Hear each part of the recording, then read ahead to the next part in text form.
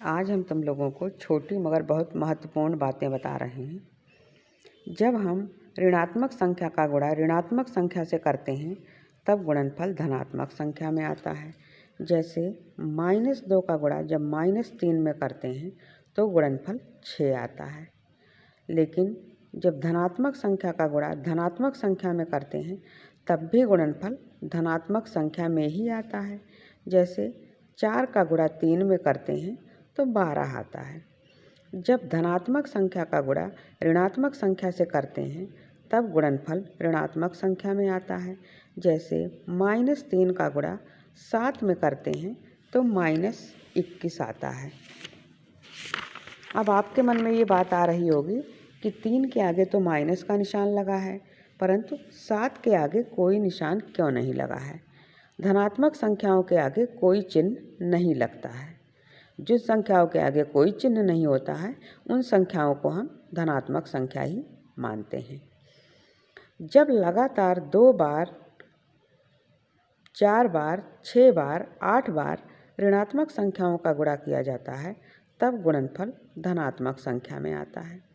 जैसे -8 का गुणा -8 में करते हैं तो 64 आता है। इसके आगे कोई निशान नहीं लगा है, यानी ये धनात्मक संख्या है।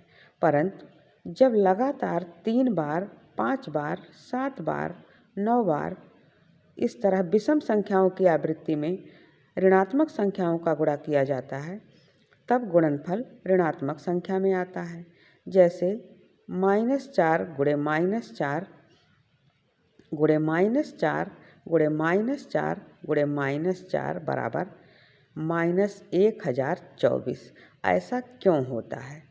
जब हम -4 का गुणा -4 में करते हैं तो गुणनफल आ गया +16। लेकिन इसी +16 का गुणा जब हम -4 में करते हैं तब गुणनफल आ गया -64। और इस -64 का गुणा जब पुनः -4 में करेंगे तो गुणनफल आ गया +256। और इस +256 का गुणा जब पुनः -4 में करेंगे तो गुणनफल आ गया -1024।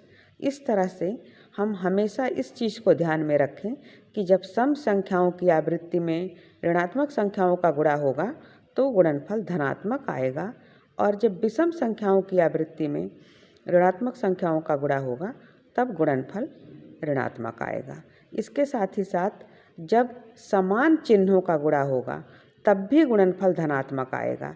जैसे ऋणात्मक संख्या का गुणा ऋणात्मक संख्या में, धनात्मक संख्या का गुणा धनात्मक संख्या में, दोनों बार गुणनफल धनात्मक आएगा।